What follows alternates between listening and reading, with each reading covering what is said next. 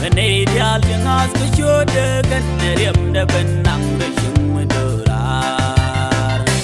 And ching a more gentle boy sang the good. Gente come on, Lizal Burkan in Wayne Monety. Why the gently wait one and generation Dunga. And ching a more gentle boy sang the good. Gente come on, Lizal Burkan in Wayne Monety. Why the gently wait one and generation Dunga.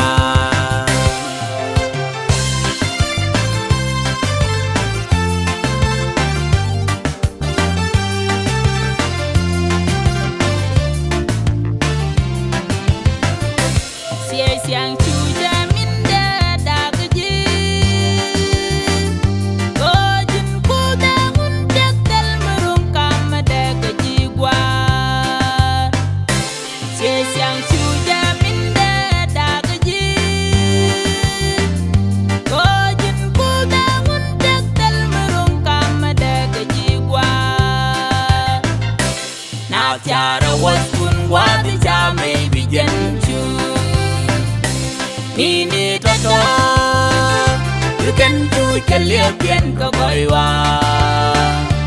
Panagura Shakwara was by a material Tingure. Napsara was soon what the jam may begin to. Nini toto, you can do it, Calibian Kagoiwa. Panagura Shakwara was by a material Tingure.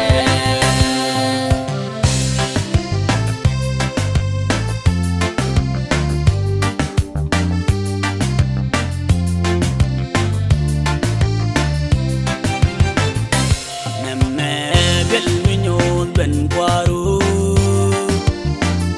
kanin rel bijidian man kang ni le ko shite kawanno me bel minyo ben kwaru kanin rel bijidian man kang ni le ko shite kawanno bitin ta ke bia la man pe te kwar ga dei tin go Kewan